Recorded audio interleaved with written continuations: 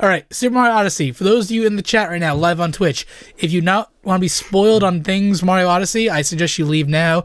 I appreciate you sticking out for the last 2 hours here, but we are going to be spoiling this game, talking about every little detail you can imagine. So if not really, because I didn't fully beat it. Oh, that sucks for you. Can you not? Well, then I'm gonna leave the podcast. No, we'll keep it.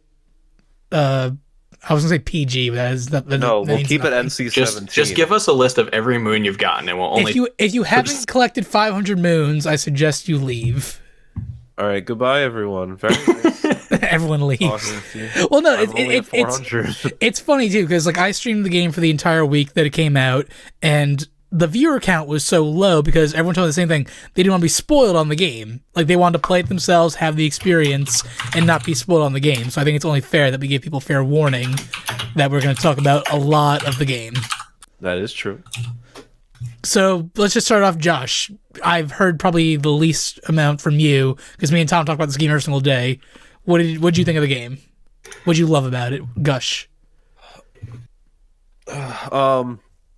First of all, I know Nintendo really hypes up their whole original song of Jump Up Superstar. And usually I'm one of those people where I'm like, all right, enough with that. I love that song.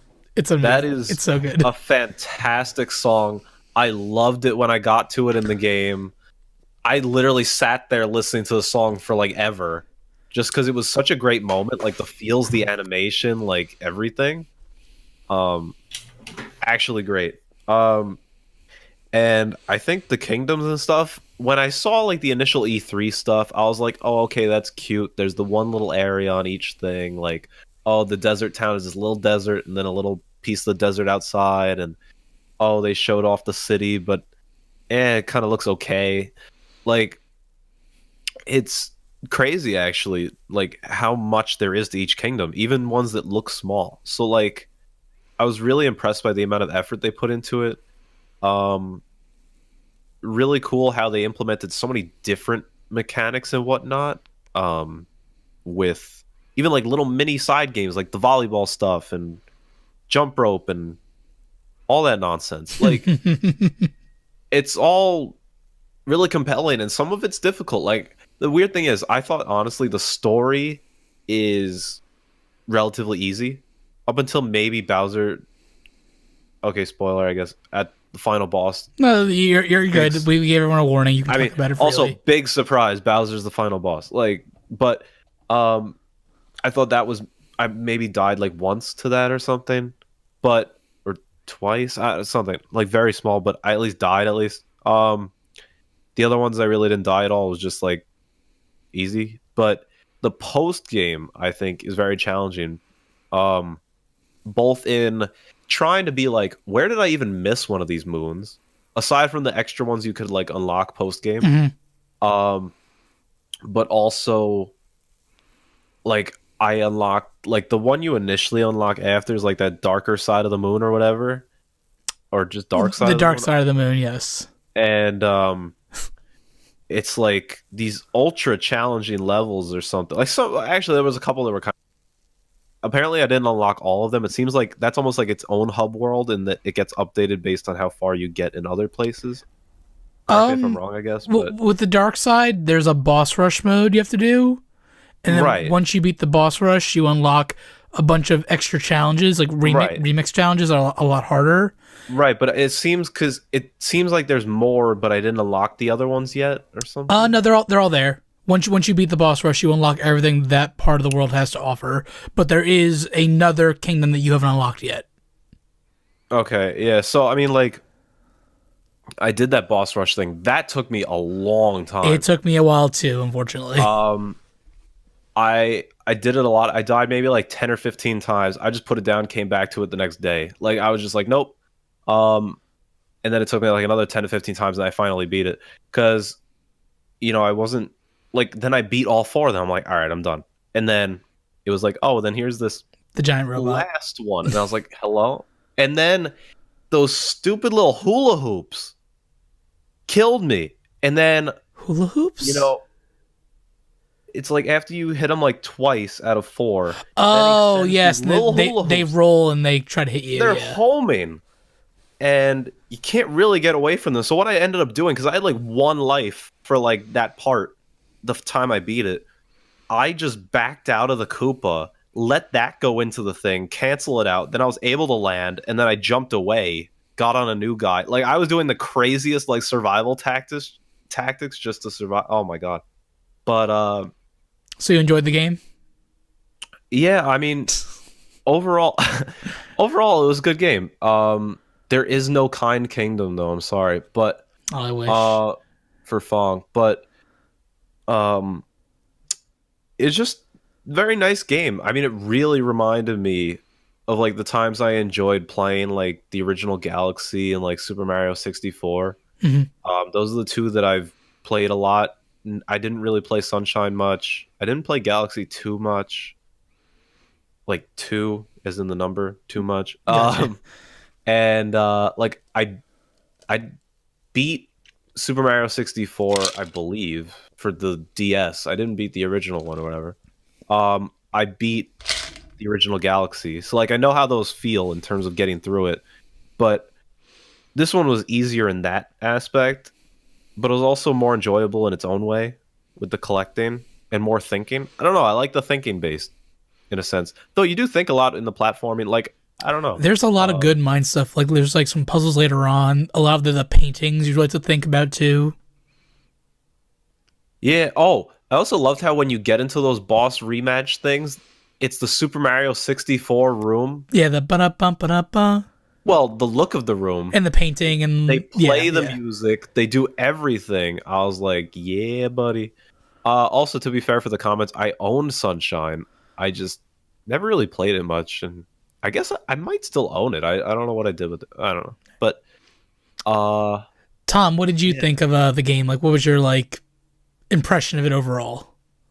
Honestly, is completely fantastic. The way I keep thinking of it is to Super Mario 64, what Breath of the Wild to like either an Ocarina of Time or a Twilight Princess, something like that. It takes like the nostalgic elements and just the collecting and just the very Mario feel that Nintendo seems to be really, really good at grabbing and running with, and it just implements it over a massive world with a bunch of different themes, like Josh said, and you said also a fantastic theme song, just a bunch of great different songs for all the different areas, and it just kind of creates its own little like really nice universe, and it's just a lot of fun. There's just so much to collect between the coins and all the moons and all the different varieties of worlds, and I think they did a great job. I love the capture system.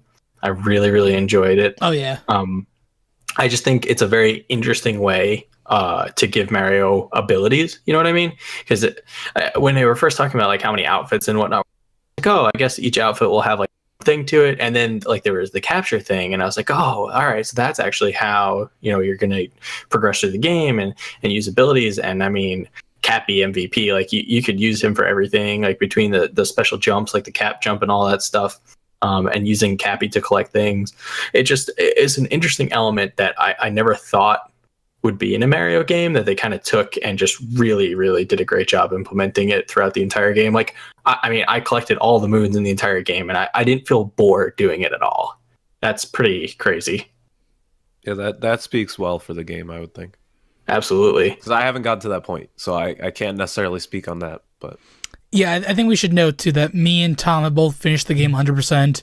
We've gotten all the moons, all the available stuff completely. So we've seen the final content. Josh is still at under 500, so he has one more world to open up and then a bunch of other stuff to do and collect. But yeah, but I mean, for me, it's one of those games where like I feel like I've put a lot of time into it already, but there's still so much more. So it's one of those games where you could put it down, come back to another day, and you have a completely new experience. It's like, well, now I'm going to go to this kingdom. I'll mess around. I'll look for stuff. So it's pretty cool. yeah, They did a great job of filling every inch, honestly, of the world with something interesting. I was expecting for sure to get like bored of collecting moons at a certain point. You know what I mean? Like there's several varieties of different types of ones that you can collect, and some that I didn't even realize were even a thing until Ken pointed out to me. Like which ones? So the like, what's it called? The robot that you can fly up and you have to spot like something in the sky. Yeah. And that gives you a moon. Like certain things I just would probably never have picked up on. So yeah, exactly. So Josh, you know the robots you think are just well, like... I know it lifts up its thing and you can like look around and it's like, okay. Yeah, but they actually have moon purposes. If you look with them and you spot something really weird in the sky and you focus on it, it's a moon. Yep. And it gives it to you. Yeah. Yep. And this is like one per kingdom. Most of the robots have them, but not all of the robots. Yep. All right. Again, I think also for a 3D Mario game, they did a fantastic job allowing you freedom of movement. Like that was one of the things with Mario 64 that I think made everybody love it and why it's still a popular like speedrunning game to this day. And they just did such a good job with letting you kind of move around the world the way you want between like capturing, like in Seaside Kingdom, capturing one of the I forget what they're called, but the octopus in the water bubble. Mm-hmm. Like those guys move around fast. You can use them to cheese the Koopa race type of thing. Yes. Really? So like, yeah. Oh yeah, big time. That Koopa race is super hard. No wonder you got 35 seconds, man. I could not beat that rate. I tried for a solid hour trying to do it normally. Couldn't do it. What? At one point, I got up and like saw the octopus guy. Like, wait a second. Boom! Right to the flag in 35 seconds. Yeah. I mean, I did it in 50 seconds. I beat it all. Did you use the rocket flower? Yeah. That's okay. what you're supposed to do. Yeah, I skipped by that entire thing. It's like there's one sort of nearby. You take that one, you run all the way across the water, you get to the middle island, and then there's like 3 in a line. So the trick to maximize your time is throw it at all 3, so you keep resetting your timer. And then once you do that, the third one will take you all the way to the final shore where you still have the speed boost. And then you just go from there. Like, it was pretty easy. I beat them all in the first try, like all the races. Yeah, I wasn't even getting close. I was cheaping up to like the middle island, trying to grab the flower, and by then the gold... You use the cheap. Oh, did you really? God, well, because when you start going up out of the water, you see right that little tunnel of cheeps, and they swim a lot faster. Right. So I use a cheap to get about halfway across the water to grab the flower. The flower's right there. How'd you not see that? I don't know. Oh, I never used the flower either. What? No, dude, I took the cheap, and then as soon as you get to the octopus, I jumped to the octopus, and then I just went straight up. That's what I did. That's exactly what I did. Yeah. Well, I'm a real man. I don't need to capture anything. Well, I think that's something we should highlight here, that there are so many ways to play and beat this game. Like, exactly. Tom, we were talking about the giant octopus boss. And the way I first played it was I became the little octopus, I cooled down the fire on his head, and then every time I would jump out of the little octopus and ground pound on his head. When later on, I found out you could just use the little octopus to do a concentrated blast over his head, and it counted as a knockout. And I'm like, that's a lot different. That's actually a lot easier. I had no idea either. All of the brutals you fight, they can all have like quick kills. Like when the girl is dropping bombs out of her hat, if you hit the right bomb she's under just fast enough, it knocks up and gets her right out of the animation and she stops attacking. And all the brutals have things like that. Yeah, I think they did a great job designing. I mean, I thought the boss fights were a little bit lackluster as difficulty is concerned, but again, it's a game. I didn't expect too much in that regard, but I think they were fun and engaging, you know? So I don't think it was like, I wasn't upset that I had to do them ever. And it's not like there were a ton of them or anything. So it didn't take away from the experience. I enjoyed them, but I just feel like the rest of the game was so much better than those were. What was your favorite boss out of all of them, for both of you? I don't know. Sure, yeah. You can go ahead, Josh, if you know your answer. Favorite boss? Well, it's kind of tough because I did feel that they were all relatively pretty easy. So the one that I guess I appreciate the most is the boss rush thing after you beat it. Okay. Because the amount of times that like I had to do it, I got it down to such a science for each of them of exactly what to do and like super fast, super optimal, that it actually in retrospect or in hindsight or whatever, it was kind of enjoyable in the way that process played out. So I think that was my favorite. Okay. From being bad at it to getting really good at it. So yeah, I feel you on that. I had a similar experience. I don't think it took me but it definitely was a learning curve for sure. And I was surprised that I honestly died as many times as I did. So yeah, I mean, I made some really stupid mistakes, or sometimes where I thought I was perfectly free. Like even with the first guy, The first guy took me the yeah. longest. the spinning around with the thing, because the final time he spins around so fast that sometimes it's really hard to even dodge that one. And I would almost play where I had this rule for myself where I could not lose a heart Yep. until maybe the fourth one. And if I lost it beforehand, I'd almost auto give up. Like I would just stand in front of the green guy and be like, "All right, just make me start over." Let me I did the same exact thing. I understand. So that's part of why it took me so long, because I set those rigid standards for myself. But It's funny, the attempt that I actually won on, I took 2 damage on the first guy and never got hit the rest of the time. It was surprising. Yeah, I mean, it can happen. I mean, I cheesed the last guy so hard. Like, if you know the trick to that one, you know how after you hit him, he becomes the hat and he just dives at you? Yep. What you do is you stand not against the wall, but a little in front, and you just stand still, throw Cappy at him straight on, as long as you're in line with him. Throw the cap straight at him. He bounces back, doesn't go far enough to really hit the wall, or even hits the wall, but it's straight on with you. He just keeps coming back straight. So then you just stand there, throw the cap, throw the cap, throw the cap. You do it like 10 times. Then he resets. And I memorized then where he throws the hats. The second time he throws at the angle that curves like a semicircle. Like I just pivot to the right, throw it straight. Like, oh my God, it was ridiculous. That's how much I like studied these bosses. That's great, actually. Yeah, it's cool that you can, kind of take that depth into it. And I do like that. Definitely.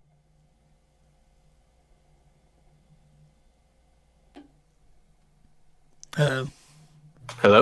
There you are. You're back. You cut it for a second. Sorry about that. No problem. But yeah, I was saying I like that kind of challenge is included in the game. You know what I mean? Right. They definitely didn't have to put in like a boss rush thing. And I think that, like I said, the bosses were not particularly exciting, but when you put them all together like that, it does make for a very fun experience, like you were saying, Josh. So I definitely think that was one of the best things. I think if I had to pick like an individual boss that I liked the most, I kind of liked the Mecha Walker thing. If only because there were a few different ways you could go about beating it. What's the Mecha Walker? What's it called? The like bunch of all the brutals. The robot form. Yeah. Which, that one gave me fits. The stupid hula hoops, but they're firecrackers. I beat them relatively fast. Like once I optimized whatever, and I got there with basically 3 lives. Like it was fine, but it was tense. So I hear you on that one. That was interesting. Yeah, I just like, honestly, Ken knows the types of games I play, and I like a challenge. So I was trying to... I like that too. Yeah, I gather that from the games that you play. What was I going to say? Yeah, so I just like any content where you can really like cut out a nice strategy. And what I actually found for that mech battle is that you could stay on top the entire time after hitting them. Wait, really? What? No. That's impossible. Because it makes you hop off. Yeah, no, it does not. They have like it kicks you off, but you can get back on if you do the cap jump properly. Wow. Watch a speed run. It's part of the speed run strategy. Yeah. Oh my God. The record so far is 17 hours for 100%ing the game, which I think that makes no sense. I can beat it. 17 hours. It could be lower, I think, honestly. Oh, I think people are going to lower it. Yeah. I'm expecting 100% to get to like 14 hours or some crazy nonsense. Sub 10. Well, but that's crazy. I had no idea about that one. Yeah, it's pretty cool. I was thinking of it to myself because I'm like, you see the other rabbit things off to the side, and it's like, what if I choose to ignore the top one, hit the other ones? Does that count? So I was like, it totally does. Along those lines, but I never really tried it just because I'm like, I got to keep getting to this point. Like, I just want to exactly beat this guy and like I do it my way kind of thing. Dude, I understand what you're saying. Yeah, you can drop off the side of the thing and one of the ones on the side. That's crazy. Yeah, I mean, yeah. Yep. It's pretty nuts. Trust me, you should really check out like an any percent speedrun just to see like what they do in some of the parts. It's honestly nuts. And this is only the beginning of the strategies. I'm excited to see where this game goes as a speed game. Right. It's going to be fun to watch. But yeah, I mean, I loved it. Absolutely fantastic entry into the Mario series. Yeah, I mean, I guess. Well, I'll save my question. That I'll have Ken. You could talk about it first. What do you think? In terms of what I thought overall? Yeah, of the game. Oh, absolutely phenomenal. Because you never really... Yeah, it's my favorite Mario game, the entire franchise now, more so than 64, more than Sunshine, more than Galaxy. I can't remember smiling this much at a game the entire time. Like, during the entire live stream, people were asking, so what's better, this or Breath of the Wild?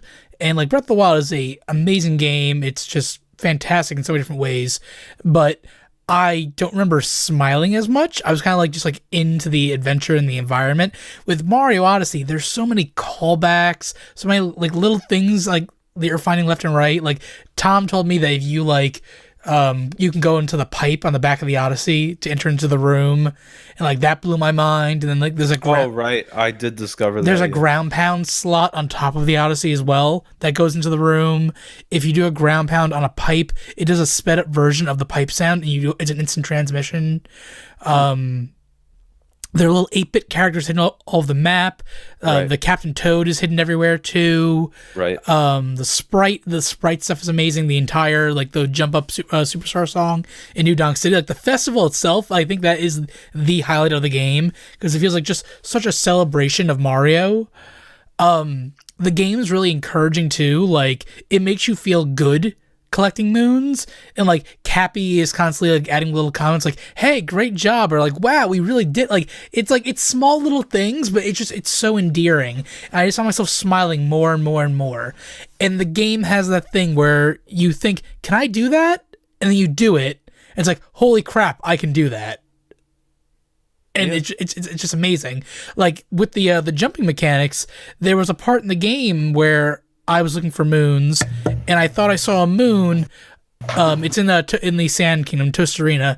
I thought I saw a moon on top of this giant structure in the underground ice palace, because I saw a bunch of coins up there, and I couldn't for the life of me figure out how to get up there. And this was before I started learning all the advanced moves with Cappy and jumping and whatnot. Nintendo hid these large coin piles in really hard to reach areas that you can only get to by using the Cappy mechanics. Like they knew people were going to learn how to use Cappy more and more efficiently and get stuff like that. And it blows my mind they put that much thought and detail into it. You know, it's weird. I don't actually use Cappy that much in the ways I get around. I've gotten very good with like running and doing a quick turn and doing the backflip. Mm-hmm. I love that move. The really cool move that I love, which I don't think it's been in any Mario game before, is the ground pound giving you a higher jump. That's brand new. Is that brand new? Yeah, it's brand new. Yeah, I really like that. That might be a subtle thing, but I use it a lot. Honestly. It's really great. I use that in quite a few different scenarios. It's cool because it doesn't. You don't have to like slide at all or anything when you're doing it. It's just a straight up higher jump from the exact spot you were standing in. Right. So it's pretty nice for precision. Yep. My favorite is doing the triple jump, the 1, 2, 3, getting that high jump into the air, throwing Cappy, diving, landing on Cappy, bouncing back into the air, and being able to pull it off again. You can go so far and so high with that. It's incredible. I've actually never tried that. Oh, Josh, it changes the game for you. I think it's crucial. Like it teaches you in the when you go back to the Steam Gardens in the Wooded Kingdom, there's part of the Koopa race when you race the Gold Koopa. Oh, okay, I didn't go to that one. He does that move, and it's basically that's the game teaching you how to do it. You can't beat him unless you master that move. Oh, I'll find because he get no. I honestly think that it's an unbeatable thing unless you learn how to do it. I'm sure there's some other way. How else? Because there's no way across that gap. Well, I haven't seen it yet, so okay, you'll see it and like figure it out. I will tell you my thoughts. It's my favorite move to do with Cappy. Yeah, it's a lot of fun.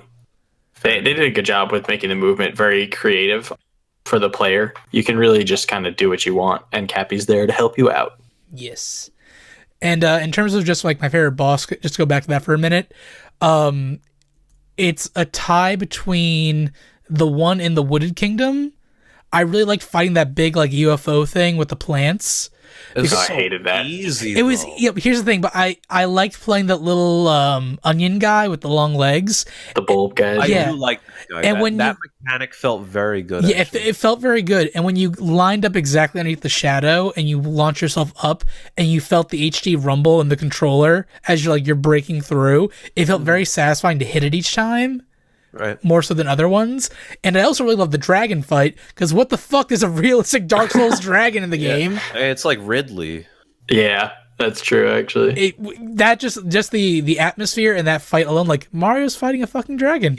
No, that seemed like it did not belong in this game, but I was all for it. But it fit. Oh, yeah. It fit perfectly though. Like I didn't question it. I'm like, okay, we're doing That's the this. thing. I'm saying, like, I'm all for it. Looking back at it, I'm like, that's kind of weird. But then I'm like, I don't care. Yep, I was totally down with it. The only thing, honestly, that was my only point with Kingdom. Oh, you wanted more of it? I wanted that kingdom to be. I wanted it to be as an entire kingdom. I wanted a knight suit for Mario. Ugh. Oh, that'd been so cool. They could have done a lot with it, and I mean, who knows what the development process was like for this game? It may have been for Cloud Kingdom and for that to also be, major kingdoms, but who knows what happened. What was your favorite kingdom out of all of them? The favorite world, I should say. Let's see. Same for you, Josh. I'm gonna ask you the same question. I know a lot of people online were saying they didn't like it as much, but I actually really liked the Wooded Kingdom. I enjoyed the dark forest that you can fall into. So that was a cool little way. That's why I didn't like that one, because Really? Yeah, because when I fall, I would like okay, let me just try that over again. But each time I fell into the dark forest, had to get back out and then go redo the challenge I was working on. It depends where you fall. I never even knew the dark forest existed until I saw you doing it on stream. Same, except I didn't watch the stream. There was because I watched this one thing on YouTube. It's the IGN people where they call it Link Together, where it's two guys and one of them has one Joy-Con, the other one has the other one. Oh, and they God. play games. So they did it with Breath of the Wild and beat it. That's and cool. Now they're doing it with Odyssey, so it's pretty entertaining. And Wait, are they doing one player mode with two Joy-Cons? Yes. Oh. Yes. Yeah. So one of them controls like moving, the other one's jumping or whatever, and throwing Cappy. Like, it's pretty funny. That sounds horrible. It's entertaining though. And But as your first time through the game, though, that sounds horrible. Yes, it actually was their first time. Oh my and they God. were like, well, we really want to play it by ourselves first, but yeah, we're doing this. But I saw them fall off, and I was like, huh, never knew. So yeah, some of those things, like, that's the cool thing about this game. I mean, that's what they've said. I mean, people say it all the time. It's like, these are one of the games like Breath of the Wild where it's like you can talk to people about this game and you have totally different experiences. And sometimes you wouldn't even have found that out without talking to that person. Like, it's crazy how many things they shove into these games, these two games, like Breath of the Wild and Odyssey. Like, it's why, people try and like rank them and whatnot. And it's tough for me. I mean, for like, game of the year, like, what was your favorite game of this year for the Switch? Like, it's tough. Yeah, I mean, I they agree. actually had a really good year. Those are two fantastic games. And it's crazy because we had high expectations going into it, and I think it surpassed our high expectations. Oh, it blew me away. And like, that doesn't really happen, right? So Very rarely. I mean, I'm hoping to still be blown away by Ultra Sun, Ultra Moon, but I don't think it's going to hit that level found in Odyssey. All right, so let's just bring things back around, though. What is your favorite world? That's what we were talking about. Kingdom? Yeah, your favorite kingdom.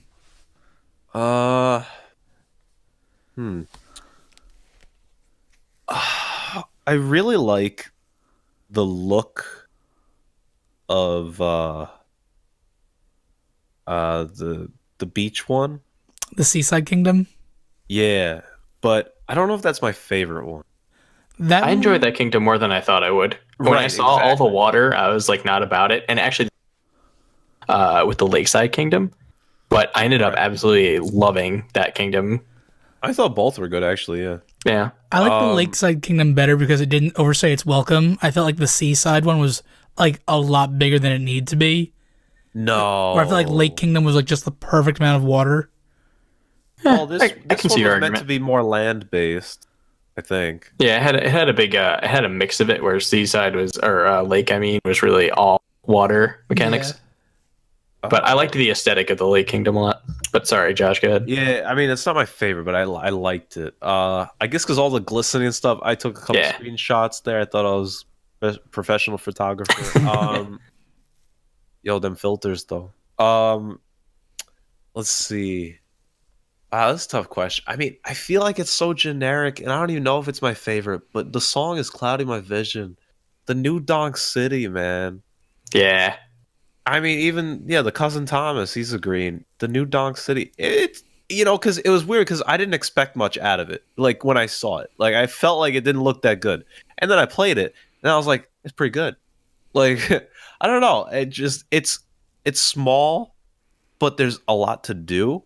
I also really thought that was interesting where they created like a commuter section where it was like tons of people walking and you just had to like weed through the crowd. I was like, oh my God, this is me every or bounce on their heads.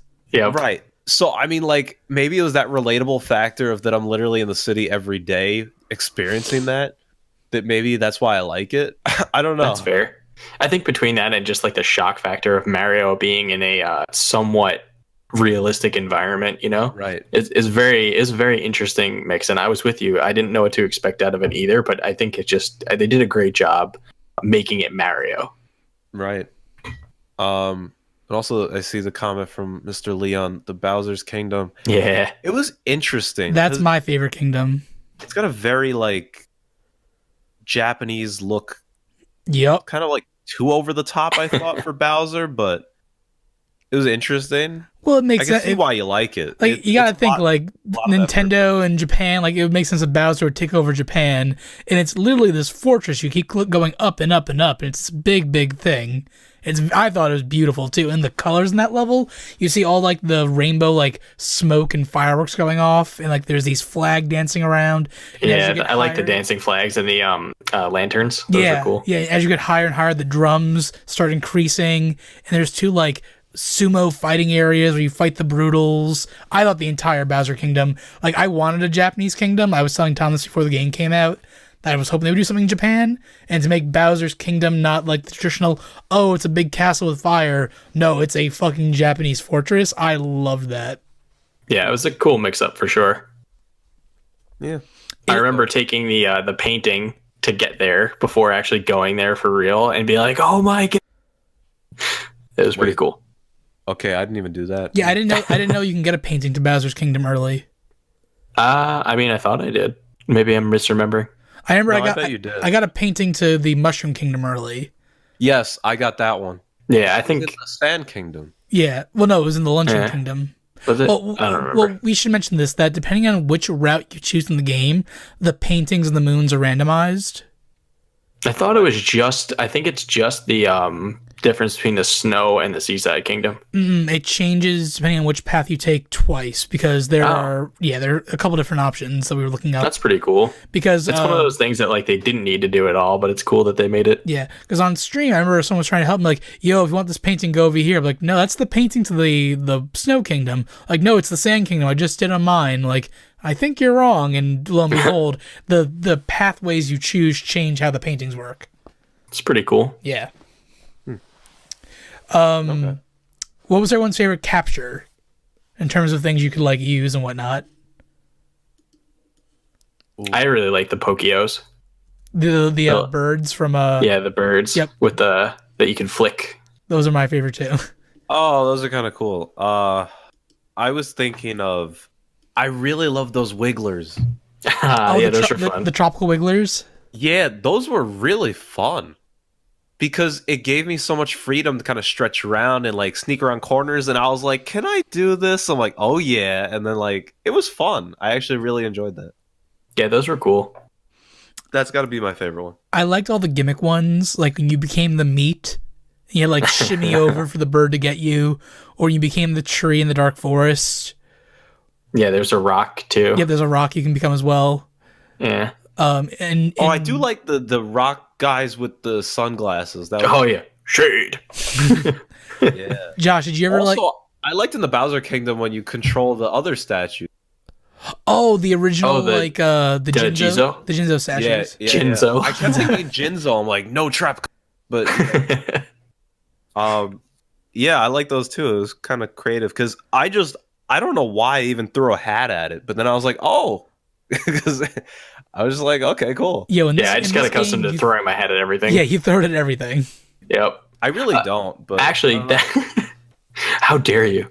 But that the Jizo thing brings to mind one of the more interesting mechanics in this game, the motion controls. So, right, I meant to bring that up because even like Thomas was asking above in the chat, I meant to allude to that. Yeah, because they're required. Like it's weird. Yeah, I was surprised. They're required. Yeah, in order to play it optimally, you have to kind of do it. Like you can get around the spinning one by spinning yourself first and then throwing Cappy, but like that takes too long. Oh, I actually didn't even know you could do that. If you make Mario spin pirouette. in a circle yourself, then throw Cappy, and Cappy will do the rainbow circle spin. That's crazy. Yeah, I knew you could make Mario spin like that, but I didn't know it would do that. Huh. Yeah. But it's quicker to just spin your controller or whatever. But it's so annoying because I'm like laying down in bed trying to play this, and like. First of all, a lot of the times I'm trying to just spin it in the circle, but then it takes it as me throwing it out and up. Yep, that happened to me too. And I felt that the best way. Were you playing with the Pro controller? Yes. Yeah, me too. I found that the best way to do it was to hold my controller flat and just kind of flick my wrist a little bit, and that ended up working for me most of the time. But it's still messed up every now and then. Motion controls be motion controls. Yeah, that's the problem. I wish there was like just some sort of combo to do like button wise or something, right? But then it's less fun for little kids and whatever. Well, that's like I didn't even know Cheep could attack until like I was almost done with the entire game. Shake the thing. Yep. And the reason I mentioned it's actually so informative because I end up standing still being like, what can this guy do? And then like it'll tell me and I'm like, huh. Okay. Yeah, it is pretty cool. But that's what the reason I brought it up is the Jizo statue actually moves fast as hell if you shake your controller. Oh yeah, it does. And I never tried that. Yeah, I didn't either because the help tip doesn't even say that you can do it. And that's one of the things. I didn't try it. Yeah. Yeah, I mean, I guess I should have been a little more adventurous, but I was watching a 880 unique moon speedrun the other day, and which is basically all of the moons besides buying the extras. And right. He was like, and someone in the chat mentioned it, and he's like, no, that doesn't do anything. And he shakes the controller, and he starts going flying through the level, and he's like, I hate everything right now. Oh, man. If you're the guy, the little gliding dinosaur, the game never tells you this, but if you shake the controller while you're gliding, he goes up higher, he gains altitude. That would have been very helpful. You can fly over the entire final challenge of the game if you do that correctly. Yeah, it's pretty crazy. It's ridiculous. Huh. So yeah, the motion controls were, I felt for the most part they were implemented pretty well, but I wish it would have been more straightforward in telling me that those existed, because I didn't really want to use the motion controls, if I'm being honest. Yeah. Right. I mean, I kind of like the shaking one, but the whole cap stuff, it was too finicky for me. Well, so I would have. I got upset because in all the trailers we see that move where he throws the hat in the circle, and that always looks so cool to me.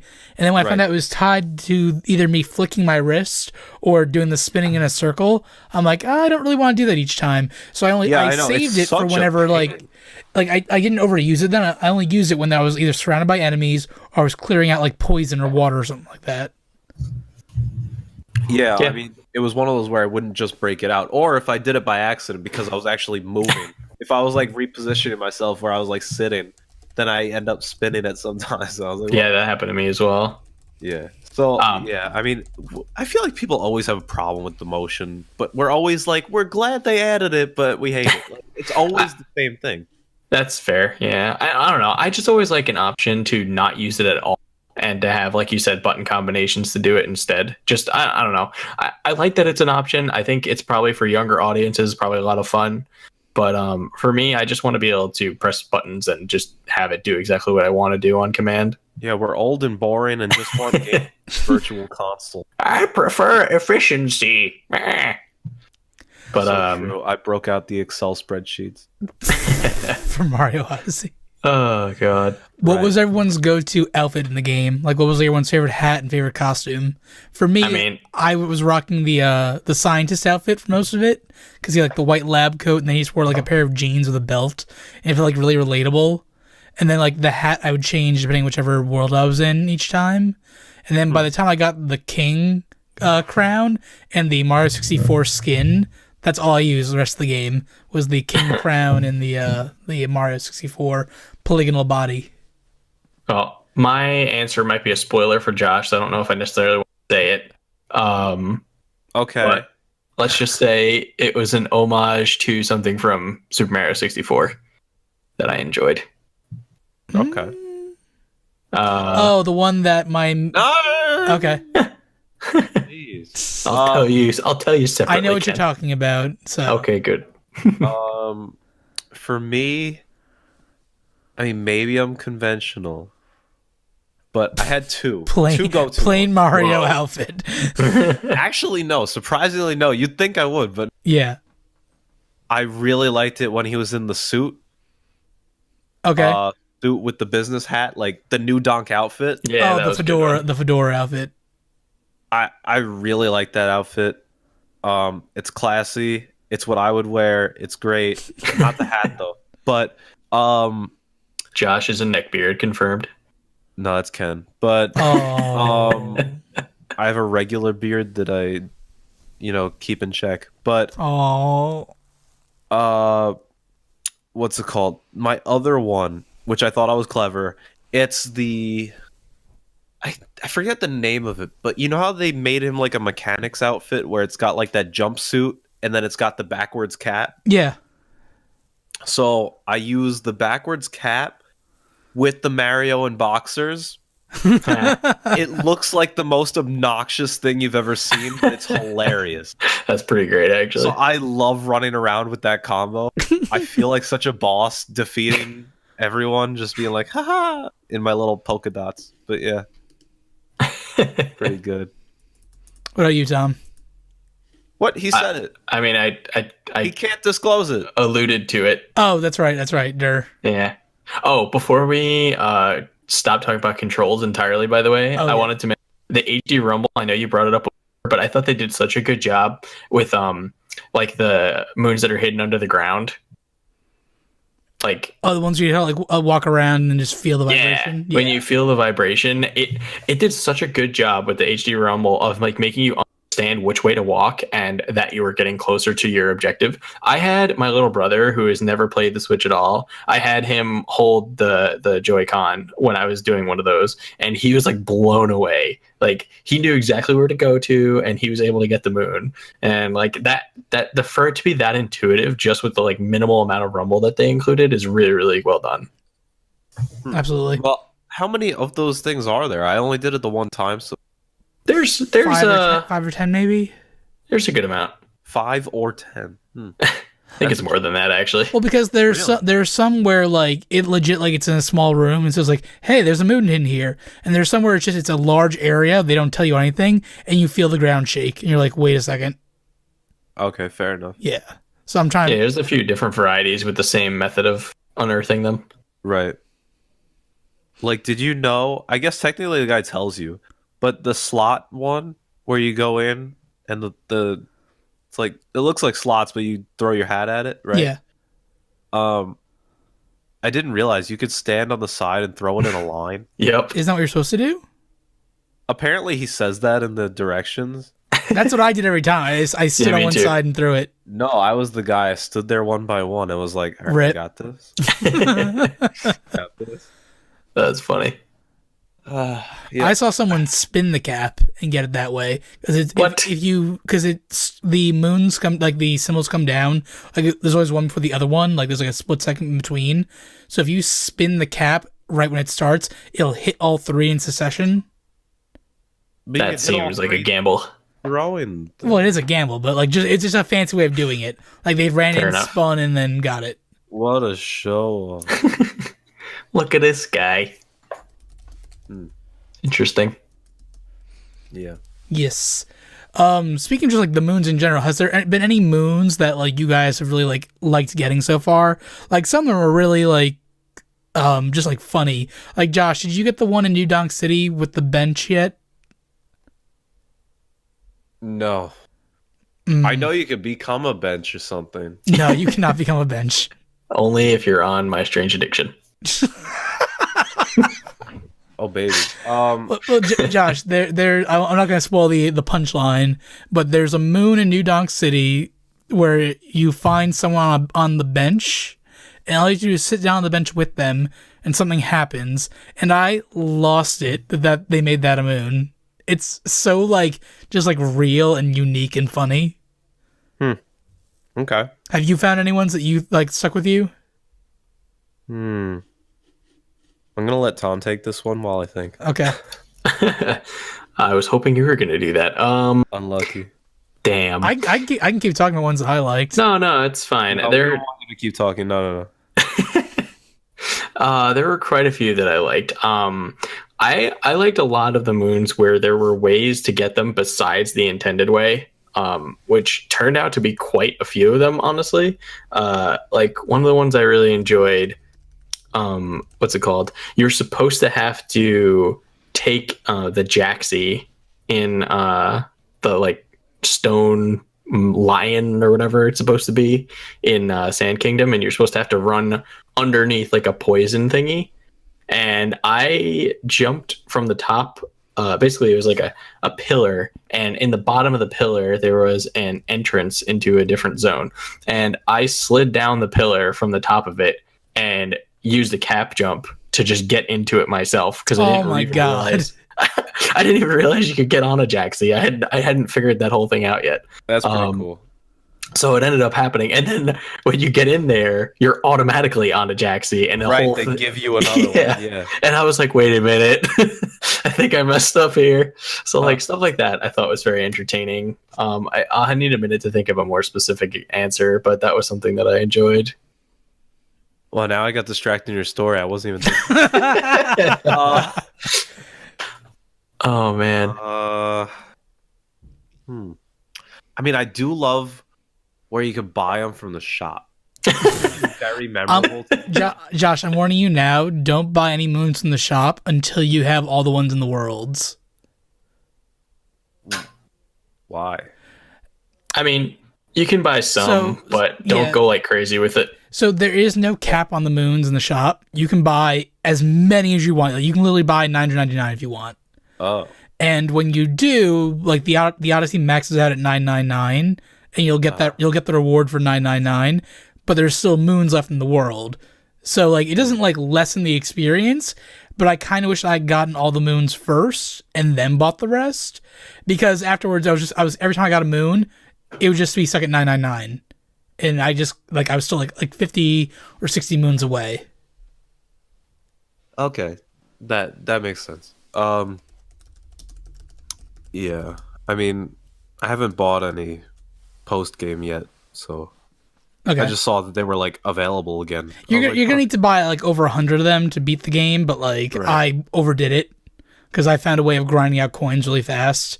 And like, okay, I'll buy 100 moons. I'm sure they'll cap me when I hit the maximum. Nope, they let you buy as many as you want. Yeah, I mean, right now I'm saving up for that skeleton outfit. Yes. There you go. It's so expensive, so I'm just like, I'm just gonna keep going with my journey. I'll eventually get there. Yeah, there's a good coin farming method if you really, really want to. But I mean, I just know you keep running over the same area, and it's like, give me coins. Yep. Yeah, you can grind 999 in an hour. So, well, it's not necessary, really. I barely, and I pretty much afforded everything. Yeah, I mean, I'll see when I get to that point if I get really desperate. But yeah. I did like the secret moons within some of the sections where you have to kind of pick up on some of the subtle hints to like where you can run off the visible plane and actually find the secrets. Yeah, like a platform to keep going on through a wall, and then you notice like in the wall there's a little gap you can squeeze between. Exactly. There's one where a bullet bill flies off screen and it doesn't explode against the wall, and you have to like realize you can go over there instead of just it hitting a wall. That's pretty cool. Oh, that's interesting. They use pretty good like little cues to really give you a hint. The 2D segments were amazing. Like I loved all of them. My only gripe with that was the sprite only changed if you had the complete outfit on. You couldn't mix and match outfits, which I understand there's like a limitation in terms of the coding. But like if you wore like the Mario sombrero and poncho, it was a Mexican sprite that went through the maze, like went through the 2D section. But if I wore the sombrero with the regular Mario outfit, it would just be a plain old Mario sprite. So it kind of encouraged wearing matching outfits to get like the most out of like the different 2D sprites. Well, to be fair, they did clap for you when you create a completed like set. That's true. Like they didn't clap when you mix and match. Like when I do my famous combo, they don't clap for me, so I get really sad. Yes, I'm sure they're only not clapping because it's not a complete set and not because of how ridiculous you. I could just picture Twitch chat saying "lewd." Yeah. I still got to think of a memorable thing. I guess they're not. I mean, there's so many moons in the game. Like some they just hand to you, which those aren't really that memorable. It's like, oh, you walked over here, have a moon. Like there's a Twitter account now called like Have a Moon, where people just tweet like, I got from bed today, and it tweets back, have a moon. Like there are some ones that are just like that, but like the one in New Donk City where you go through the little door and the T-Rex is chasing you on the scooter. Oh, that's great. What the heck? Actually, I just remembered my most memorable moon.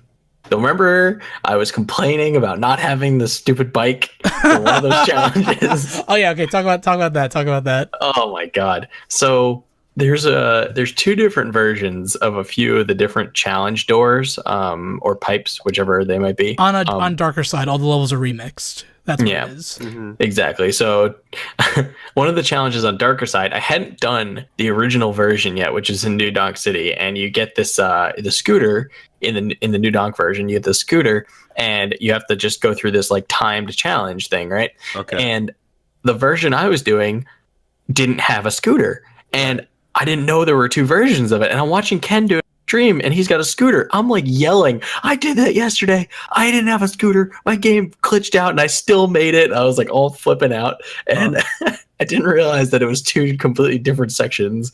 And then I felt like a complete retard when I found the actual one with the scooter. And I was like, oh, well, I'm an idiot. And on top of that, I was doing it really stupidly because I didn't realize rolling was actually fast. So I was long jumping. I was long jumping to get everywhere. And yeah, that's what I do. Yeah, apparently rolling is like 5 times faster. Depends on the elevation. It's flat. It's flat. It was all flat. Well, all right. I was just dumb.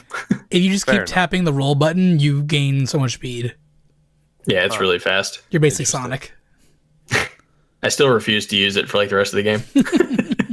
Well, you're done with it now, so. Made me think of one. Hooray. Okay.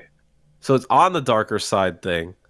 It was that running challenge. That took me a long time to figure out how to maximize that because you're on a time. Like, at least 2 different times where it was like really challenging. Which one is this? I think he's talking about the same one I'm talking about.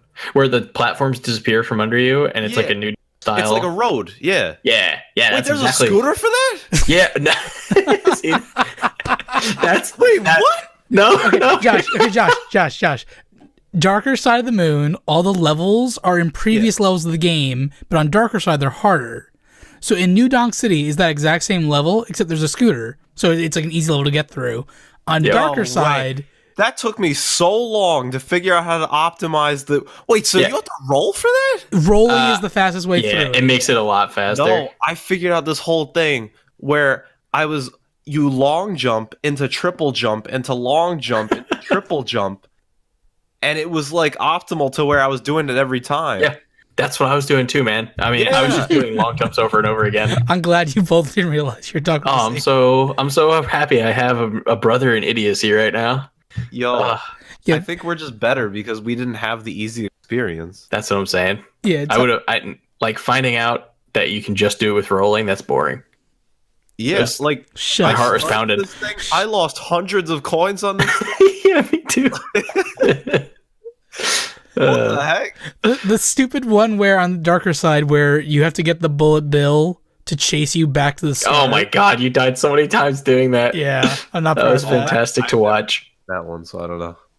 You'll find it. It's fun. Yeah, Darker Side has lots of good challenges. The poison piranha plant one too. Oh yeah, with the that invisible, one. I did that one last night. with the And invisible platforms. that wasn't even that difficult, but I kept being like really careless. Yep. So then I would get hit, and then I'm like, oh my god. And then like I just get frustrated with myself. But then so I get to the final area. I stupidly only have like one heart, one life. And so I'm doing it where I just did it where I stand a little bit distance. I do the reverse jump onto their head. And there's this animation though where the piranha plant spits out the thing Mm-hmm. and then takes a second and then goes up and starts biting at the air for a second. Like straight up in the sky almost. Not straight up, but like at enough of a degree to where it would interfere with my backflip and it would somehow barely touch like the lips of the piranha plant and kill me. And that happened at least like 5 times. I was like, you've got to be kidding. I was like so frustrated with that minor subtlety that it kept catching me on for some reason.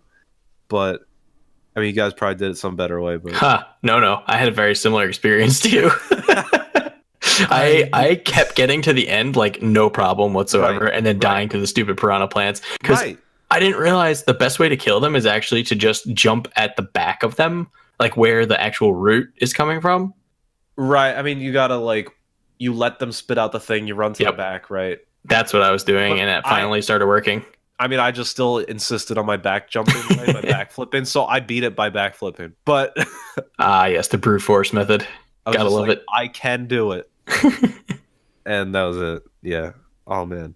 I backflipped on them. I'm and glad had no we problem. played the game the same exact way. Yeah, apparently. Ken just does all these like normal methods. I'm good at platformers. Wow, this guy.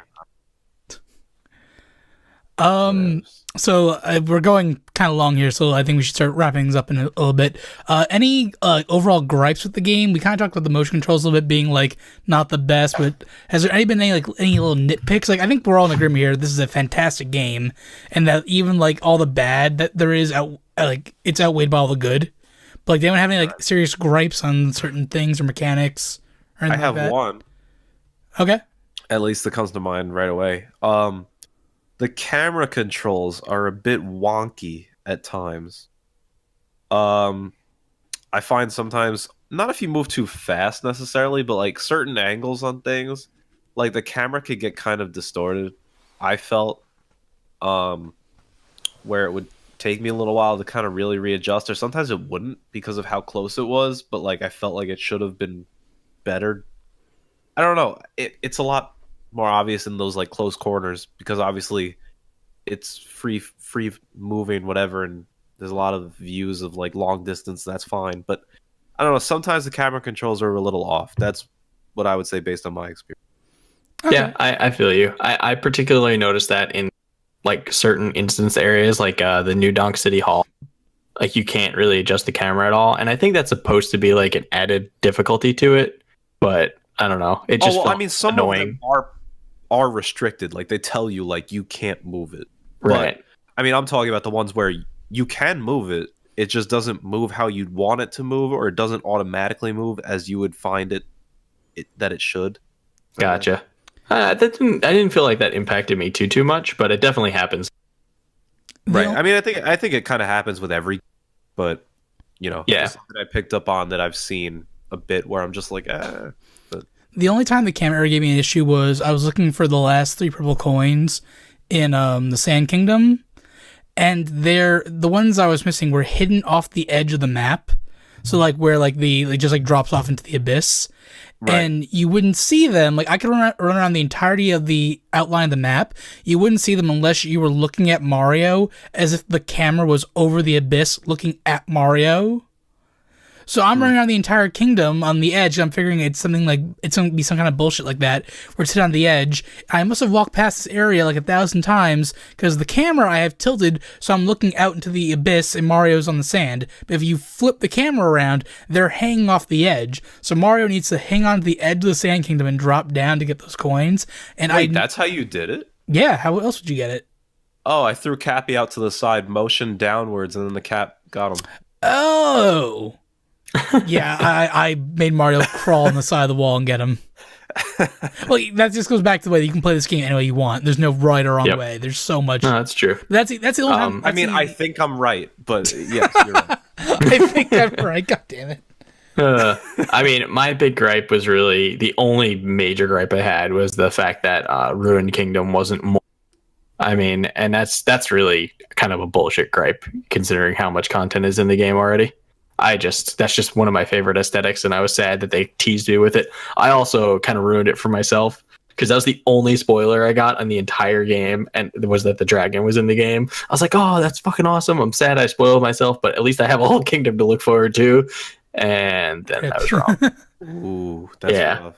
So I think I kind of did that to myself. Otherwise, I mean, swords though. Those swords were cool. Yeah. Yeah, those they were had Bowser's swords. I was like, what the heck? It was cool too because they had Bowser's face on them, and it's called the Ruined Kingdom. So you have to think this is a kingdom that Bowser must have destroyed, either with the dragon or like obtained the dragon from there, and like decimated the entire area. I didn't think of that. I just ran around, threw my hat on the swords, and then fought Ridley. And I know it's funny. I got a bit of a. I know Bowser's not a dragon, but I did get a bit of a like Goofy and Pluto kind of thing from that. It's just interesting. But I was kind of at the end with the Bowser fight when you fought him again, and it was the same exact fight that you fought in the Cloud Kingdom. I was like, oh, that's kind of lame. But the second you got to capture Bowser, I was like, you know what? I don't care. Yeah. This entire like final sequence of running out of the exploding moon cave thing was amazing. Yeah, that was really great. And the song that played during was awesome too. Yes, it's so good. Right. It's a very good song. But I think if I had to give an actual gripe for the game, I would actually, because you mentioned it, say boss battles. The boss battles were a little bit lackluster. Right, but, I agree with that. I mean, it's Mario. Boss battles are never that difficult or interesting. And I mean, how many different ways can you jump on something's head? So, I wish that each kingdom had a boss battle. Like, not every kingdom had one. Like, if it didn't have its own unique boss, it had a brutal battle, which those are fine and whatnot, but like they're not challenging at all. Yeah. So like I would have loved to fought something in like the Lake Kingdom and the Snow Kingdom. Like there, all you do is you bounce around in the races, and that's the challenge. That there's no boss. Where you get into New Donk City, and bam, the first thing you do is go through the entire city Metal Gear Solid style while it's in the rain, the dark, and you fight a giant mecha wiggler. Yeah, that was a pretty cool segment. That thing was a pain. Really? Okay, I don't like the tank. Why? Yeah, that's a very good gripe. The tank controls were balls. They were really bad. Why? What was wrong with the controls? Because first of all, aiming it's like was very difficult. Half motion controls without trying to make it motion controls. Like you don't try to do it, but then it moves a little extra based on your hand position. Oh, the gyro, yeah. And you're trying to move the thing. And the thing they really don't tell you is that you can only shoot a few shots in a row before it basically overheats, and you have to wait for it to like essentially reload. Oh, that never happened to me. Well, I didn't know it could overheat. Wait, is that really a thing? Yeah, it is. Oh, okay. If you shoot rapid fire, it just stops. Oh, see, I was like precision shots, like bam, bam, bam. Then by the time I was done, it disappeared. I never noticed overheat. Well, you're it's like overheating or reloading or something like that. I'm not interesting. Okay. Yeah. So that actually bothered me. I thought the tanks were very clunky. So yeah, they were. That made that fight prolonged for me, at least. It didn't impact me too much in those fights, but there are a few challenges in New Donk where you have to use tanks, and those were much more annoying because of the tank controls. Yeah, sometimes also the turning on the tank was a little The tanks are slow, too. The problem with me was how slow they were. I mean, I understood that part because it was a tank. I just figured...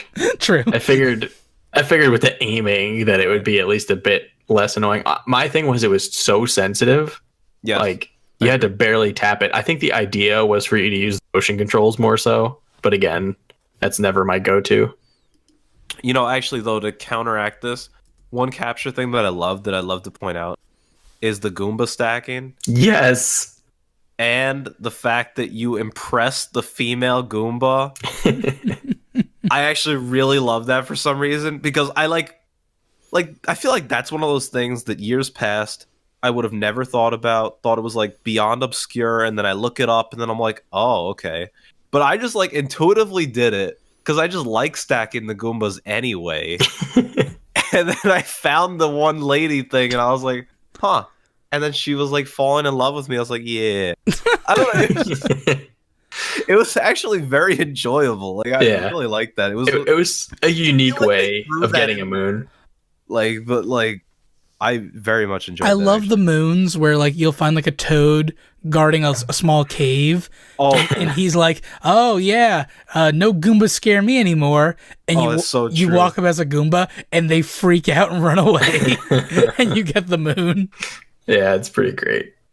Yeah, that was actually very clever. I knew you'd like that. I love the entire game. I honestly like. Even though there's some things I wish that some games were bigger. I wish it was a bit more hard here and there. I wish that like the moon, like the buying the moon system was a little bit fixed. Like all of that doesn't even like dent the love I have for this game. Right. So, that brings me to the one question that I know, Ken, you already said it for you, but where would you then rank this game with the other Mario games? Other Mario games. Yeah, I said earlier it's my favorite. So right. So man, Tom, what about you? That's tough. I mean, the Mario 64 nostalgia is really strong, but I think this game is better. I really do. Like, I think that even with some issues with the camera controls in this game are well above and beyond. I mean, listen, there's a lot of upgraded things being, years and years past, but I just think I love the design. I love how much content there is. No microtransactions. That's true. No loot crates for hats. Well, the moons are kind of the moon rocks, which I thought were poneglyphs the entire time. So true. God. Thank you. Yeah, they definitely did feel like poneglyphs. Ken, regular or road? Well, they weren't red, so. Oh, good point. Road. No, regular. Yeah. Tom doesn't know about those yet. Nope, not at all. Oh! Anyway, that doesn't matter to me. He'll forget. I mean, that also wasn't like a spoiler at all because I still don't know what that means. That's true. Yeah, but it wasn't as bad as when I said Laboon. Fuck you for ruining that. Oh, Laboon. But yeah, I honestly, I think I have to agree. I mean, like the two other Mario games that have held a special place for me were Super Mario Bros. 3 is my favorite 2D one, and Super Mario 64. And I think 64 is honestly just out of nostalgia at this point. Super Mario Bros. 3 I do still think is... You get clouded with that kind of nostalgia, and then maybe it's like, well, the game wasn't even that good, but just like, I enjoyed it when I was younger. And you know what it is? It's not like I've even played that game in years and years. I enjoy how freeform the movement was for a game of that time period, and I think that's one of the things, but like that only makes me enjoy like speedrunning and stuff at this point. I mean, I don't do it, and I enjoy watching streams of it. I feel like this game just, I don't know about necessarily replay value just because there's so much content, but I just feel like as a game overall, I think it just ticks every box that a Mario game should tick. And I just think it does a fantastic job with everything. So yeah, I'm gonna have to rank this one my number one. Wow. All right, Joshy, all eyes on you. Let's hear it. Ooh, that's tough. So I mean, I'm the guy that hasn't beaten all Mario games. Haven't beaten a Nintendo game yet. Shut up. Yeah, I have. Name it. What I did before even. Link Between Worlds. I said I beat Galaxy. Galaxy was a fantastic game. That's true. Yeah. Because I really enjoyed that one because I thought that was a difficult game based on partially, I guess, due to the controls faults, but like also just all the gravity and this turning around these mini worlds and it's a completely different like animal compared to past Mario games. Right. And I think in difficulty aspect, I definitely give it to Galaxy in terms of like just gameplay mechanics and whatnot. But I mean, maybe I'm just a sucker of the moment, but I think I actually have to just agree with you guys. You better. I'll be quiet. Sorry. This one is just so polished. Like it looks great. like, I'm also really a sucker for graphics. So, as the graphics keep getting better, I'm like, haha, this is the best one. I really though enjoyed, like, and I know people would hate me for this or whatever. Like, a lot of people discount it, but Super Mario 3D World for the Wii U, I thought was a fantastic game. Yes. Like, I don't think that's an unpopular opinion. I think a lot of people like that game a lot. Really? I think so. The problem is from what I've heard. people don't put it in the pendium of 3D platforming Marios because it's such a different isometric viewpoint. Like, they don't put it in the ranks of Galaxy and Sunshine and 64. It's its own thing, kind of. Yeah, I don't think I would compare them either. Yeah, I mean, it's tough to compare because of different style. But at the same time, people say, oh, Super Mario 3 and all that stuff. Like, that's the same style, unless I'm thinking of it differently. So, well, style in terms of, yes, it's Mario, but it plays completely different. I can't compare 3D World to Odyssey in the slightest. But, well, yeah, it's less story driven. But okay, so not even okay. But I won't get into this. But all I'm saying is, I really do like that game. I really liked Galaxy a lot. But Odyssey is your number one. I think if I had to say, like, core Mario games, like, those are my top 3. Okay. Probably the order would have to then be Odyssey 1. Then I guess sheer, like, difficulty and everything, I'd have to say Galaxy 2. Mm-hmm. And then 3D World 3. But they're all fantastic games, but I do think Odyssey actually takes the cake on this, just because of the sheer content, the graphics, the well thought out everything, customization, living up to the hype in it and going far past it. I don't know. It's a great game. The problem that I have is that it's like, I'm almost gonna be disappointed with the next one whenever it comes out. Like, it's hard to top this one. Well, you think? Here's the thing. So we saw Galaxy, and then we saw Galaxy 2. Do you think we would see an Odyssey 2? It's a big world, and Peach says there's more to explore. They could easily go find new kingdoms, more captures. Like, if they can keep cranking out more of the same, I wouldn't mind too much. And I had some of the outline, but in terms of, like, future DLC, some of the early marketing material showed Isle Delfino on the map next to Mushroom Kingdom. Holy moly! Would you like if they remade the hub world for Sunshine as a world in Odyssey as DLC, or save it for a Odyssey 2? Like, I wouldn't mind an Odyssey 2 at this point. I wouldn't mind Odyssey 2. I wouldn't mind a copious amount, honestly, of DLC for this game. I think either way it'd be fine, as long as these are good points. But you can't do both.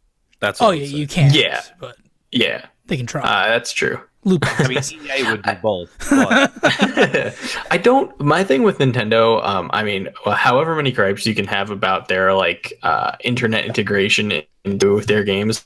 Oh dear Lord! I know. I don't. The thing is, along with that, they don't seem to really abuse downloadable content like a lot of other publishers do. So I don't think that we would have that problem with Nintendo. At least that's the impression I get. I mean, they haven't given us an example of it yet, and they honestly, I know as crazy as it sounds, they actually care about their customers. It kind of seems like. Mm-hmm. The most DLC for a Nintendo game I've ever purchased was Super Smash Bros. Content. Yes, and that's just characters. Like, and I mean, as much as I would have loved to say, oh, I wish they were released in the base game and not as DLC, like, I totally understand how much work it takes to put in characters like that. And they pulled the fan base and everything. So it's a different kind of thing. And I don't think Nintendo is going to go out of their way to money grab on the popularity of this game. At least not in the DLC way. So I don't know. I would be happy with either, like you said, not both for sure. Like, I wouldn't want to see content that's going to be in Mario 2 and the Odyssey 2 as DLC for Odyssey 1. That would be kind of crazy. So hopefully, like, in terms of DLC, I would love just an expanded Cloud Kingdom, Ruined Kingdom, and Isle Delfino. Yeah, like, if they can just do those three things and, like, complete the nostalgia and complete those two kingdoms that seem to get, like, kind of shafted, I'd be fine with it. honestly, and I talked to you about this when I saw the Moon Kingdom. I think it would be really cool if they did other Nintendo game themed kingdoms. Like you could even have a Metroid Kingdom. You know what I mean? Oh, I would love And that. Oh, it would be really cool. I think it's a good opportunity to market for other games. Like Prime 4 is coming out eventually. You know what I mean? Like and they've shown that they do that. Like even also with the Super Smash Bros. Characters, like they had Fire Emblem games coming out, so they promoted a lot of the Fire Emblem characters as DLC characters. So I want a Metroid to attach onto Mario's head, and then Cappy to attach onto the Metroid. But that's exactly it, though. Like that's the kind of stuff I'm talking about. There's a lot of crazy things that they could do if they jumped into other IPs. I think that's actually a good point. And it's not entirely different because it's still like Mario himself, but makes me think like if we're like, oh, Delfino whatever from Sunshine, I would love to have is it Rogue Port? I don't know. That's from Paper Mario. Yes, it's from Thousand Year Door. Yeah. Oh yeah. If they could somehow make that work like in a Odyssey, pirate world. Oh, that'd be so cool.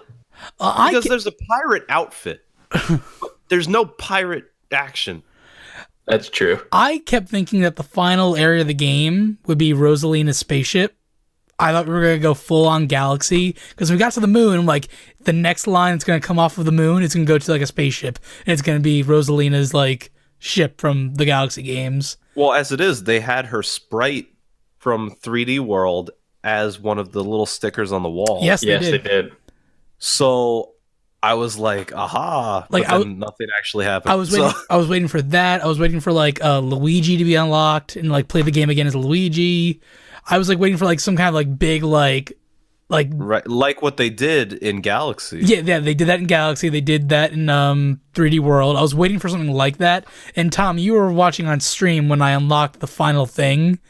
Yep. And needless to say, like it's good, but like it's not what I wanted. Is it 900 Korok seed bad?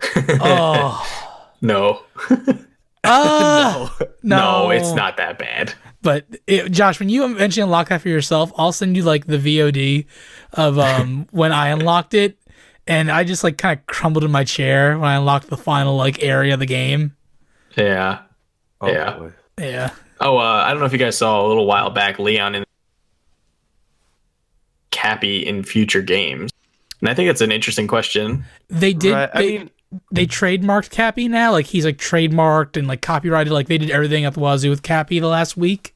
And then there was announcements say they're doing a Mario movie with the guys who made the Minions movie. So I kind of wonder if they're saving Cappy for that. But I would totally be okay. I would totally be, if they do an Odyssey 2, bring Cappy back, or like have like Cappy be captured and Tiara is the one you have to use this time around. Cappy gets captured. They never like even used her. Tiara? No, not at all. She's a plot device. Yeah. She's Cappy's motivation to help Mario. And it was her like his sister too, not like his wife or girlfriend or anything like that. Yeah. They kept it pure. I'm curious to see. So like if they do announce a Smash for Switch, will Mario have Cappy powers? Because that'd be excuse me. That'd be pretty cool. Well, they had Flood in the other one. Exactly. So who knows? He's building up quite the arsenal over the years. Yo, I mean that's the thing, because they're always like, how can you reinvent him? And they always seem to, and it's always pretty good. So they keep doing a great job with it. If they do Isle Delfino's DLC, I want to capture a pinata, and I want to capture the Flood as well. Not pinata. Pinata. Panada. Oh, Panada. Okay. Empanada. Don Panada. Don Panada. That's right. Greatest character I've ever seen. Don Panada for Smash for Switch. Oh my god. I mean, I'd prefer him over Gino. Okay, all right. Let's wrap this up. Why wasn't Gino in Odyssey? God damn it! They took Gino out of the Super Mario Superstar Saga Remake 2. Pissed about that. All right. Well, I think we said all we can say for Odyssey at this point. It's a fantastic game, Josh. I'm excited for you to finish up the rest of the main campaign and whatnot, so we can talk about it more in the future. I want to hear his impressions after having collected everything. Oh boy. Yeah.